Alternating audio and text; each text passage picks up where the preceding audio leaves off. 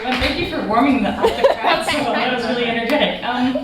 So before you get started, I just want to honor, I know that we've had a lot of heroes tonight, and I want to honor, I think, the true hero of everything. The hero who's gotten me the best sex in my entire life. I'd like to honor Stan Lee.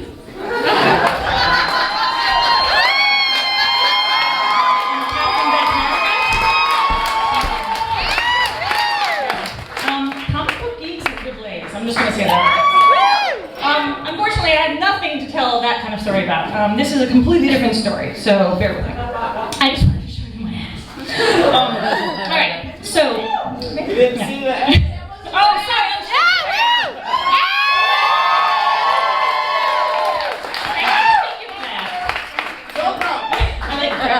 Okay. So, Lord of the Rings changed my life. Right, so my freshman year of college, and I know that I've told a lot of stories about college, it's because I got hella late, and I intend to get some sort of finder's fee for new Oberlin students. So 10% of all tuition for anybody who viewed a YouTube of me telling about how I got crazy late at college. Anyway, so my freshman year, I went into my boyfriend's dorm room, and he was on the phone with a friend of his from Los Angeles, and his friend had just moved from LA to New Zealand.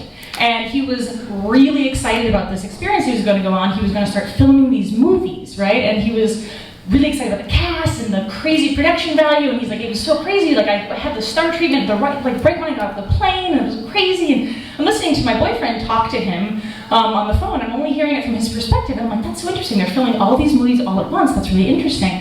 And then when my boyfriend hung up, I said, who was that? He said, oh, it was my friend from LA, Elijah. He's going to film this series of films based on this series of books. I'm like, oh, okay, cool, awesome.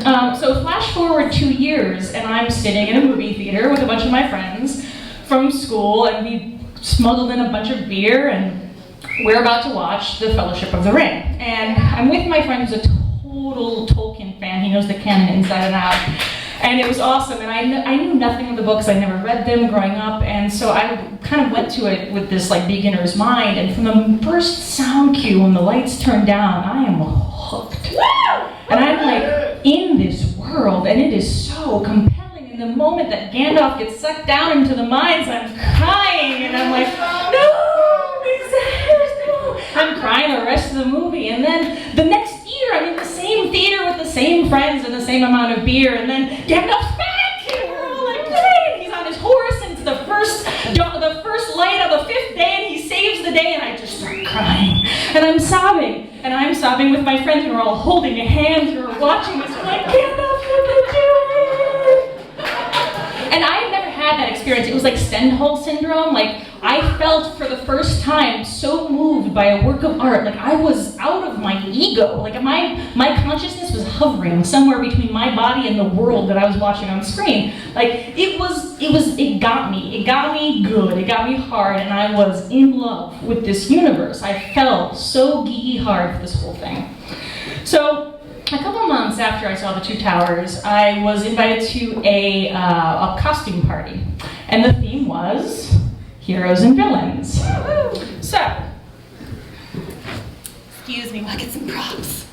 So it's actually a really good theme for a party. I highly recommend it because I was watching a male Hermione make out with a female Snape on the couch, and Dr. No was dancing with Captain Underpants. It was awesome. And so I was like, this was a good theme. And at that point, I was in college. I had really long, straight blonde hair. And so I decided that I needed to take onto a costume that would really work for me. Yeah! So I channeled my inner androgynous boy, and I became Legolas. And Legolas represented everything to me that was what I wanted to be. He was brave, he was beautiful, he was intuitive, he was fucking mastered the bow and arrow, and he was in tune with nature. He was like the dream man. I loved him. I I wanted to be him, I wanted to fuck him, I wanted it all. And so I went to this party and I felt amazing, right? I'm at this party and I felt sexy, I felt strong, I had my whole quiver and everything, I was like in it and people were telling me how beautiful I looked and it was great. So that was really fun. And then I had to, after the party I was going to go home and it was across campus from my home. And so I had a long walk ahead of me. And so I kind of had to cut through the main town square. And it was like a beautiful park with like big trees and a gazebo and those paths, like, very bucolic, Ohio town. And so as I'm walking, it's like 3 a.m. And, okay, so I'm gonna just preface this. I'd never heard of LARPing before. I'd never heard of cosplay before. I even had pagan friends who would get together and play a game of dice that I didn't really know what was going on before, but it was all there, right? And I was like, and I was also kind of a serious kid, so I didn't even really look. When I played as a child, I still had my ego kind of paying attention to me and like making fun of me while I played, so I never really had that full experience of like immersion, right? That's what actually makes kink kind of hard for me. I'm like, suspension, displace, perception, I just can't do it. So it was like, I was walking through this park in the middle of the night, and suddenly I'm surprised because there's a 20-foot troll chasing me. And I don't really know what to do with that, except for run, and hide, and duck, and dodge, and suddenly I'm knocking arrows and shooting them at this big troll, and I'm running, and I'm leaping over boulders, and I'm hiding behind trees, and the entire way home on this very long walk, I am literally like taking my cape and swooping it around, and like I am in full cosplay mood. It was amazing. It was actually very liberating. Like my ego, again, gone. I was just in full playtime. It was great. And then I got home, back home at Rivendell. Back home at Rivendell, which was a really crappy rental house on the north side of campus. I was home and I was kind of not done. My journey had not been satisfied. I had not vanquished enough foes. So I'm standing outside my front door in my full costume at 3:30 a.m. and I'm like, I need to go back to Middle Earth. And so I do. And so I run back to that square and I am completely alone. It's the middle of the fucking night in a tiny town. No one is there. I feel like I'm the only person on Earth, let alone the only person in this park. And I played for a long time. I'm dodging, I'm shooting, I'm vanquishing, I'm winning, and I play so hard that I exhaust myself, right? And then I find my tree. And this tree was a tree that I had kind of, studied under and read under for all my years, and this was my senior year, and so like I had a relationship with this tree, but I had never climbed this tree before. Yeah. So I climb this tree, and I climb the tree, and I find this really nice, big, thick branch, and I kind of straddling over it like a leopard, and I'm like, oh, it's so nice, it's so warm up here, and I'm like really comfortable up here, and then the tree makes a pass at me. And I'm not quite sure how I feel about it, but I'm into it. And so I make a pass right back. And I'm starting to get warm, and the tree's starting to get warm, I'm starting to wriggle around the tree, and the tree's starting to wriggle right back. I'm like, oh, it's on, okay. So the tree and I start fucking, and it's awesome.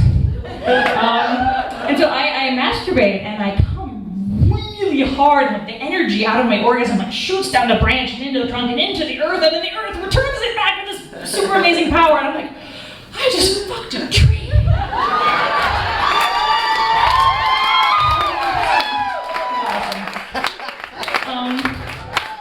And then, for those of you who have slept with me know, I promptly fell asleep. So I fall asleep in this tree, and my roommate will later say that, a combination of a Legolas costume and a lot of beer made Allison sleep in a tree. Which is completely accurate. So I slept in this tree, and then I woke up with the moon, like, huge and bold and beautiful over me. And I felt a little bit vulnerable because I was like I felt kind of exposed. And so instead of, dropping down the tree and going home, doing the walk of shame at 4 a.m., I climbed higher. and I found another branch. And this time it was like a forked branch, and I laid back on it, and it was like perfectly cradled my shoulders, and it was like this nice arm underneath me, and the branch matched my spine, and my legs were like wrapped around the trunk, and I'm like, oh my God, you are insatiable. So I jerked off again, staring at the moon, through the trees, it was gorgeous, and then I fall asleep again. And then I wake up to some rustling sounds, and it is now full morning, and I'm still in the tree. And I look down, and it's my theater professor walking his dog, and the dog is pissing on my lover. But I think he's into it, so it's okay. So I'm in this place where I'm really enjoying this view of the world, thank you, and I'm noticing that I'm not vulnerable, I'm part of it, and I'm looking around, and there are a ton of people in this town square, but no one sees me. No one looks up. And I'm alone in this tree, and I jack off again.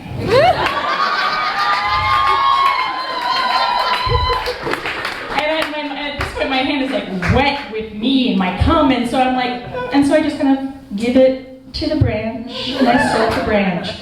And not even seconds later, an ant crawls up to my little puddle and drinks some of it and walks away. And then it's followed by another ant, and then another, and there's a whole trail of ants that has found my little puddle of cum. It's like drinking it and taking it away. And I'm like, elfish, I'll take it. Kind of weird, but it's in. So I decided that at this point I have to go home and eat something and take a shower because otherwise I'm going to float away, right? So and at this point I'm like, well, maybe I should wait until the town square is empty. I'm like, no, fuck it. I drop down and no one bats an eye. I'm standing here, a blonde girl in a full-on Legolas costume, and people are like, hey, I'm like, hippie school, yay. Not a thing, not even a thing, nobody cared. Okay. So I go home, and then a couple months later is Drag Ball. It's our biggest party at school. It's basically a ball where everybody dresses in drag, and I convinced my ex-girlfriend and two of our friends to be the Fellowship of the Swing.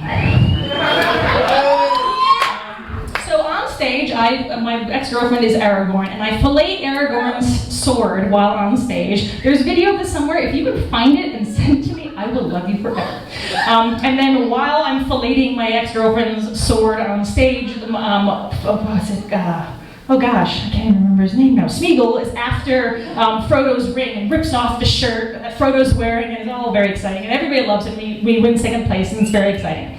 And that night, I do get properly laid, as is your want when you're at a party in springtime and all the guys are wearing tight short dresses and all the girls are wearing mustaches. I mean, it's kind of obvious. So I get properly laid, and it's not that great, and I'm kind of like, so I fall asleep in bed in my home, and then the next morning I kick my partner out, I'm like, done.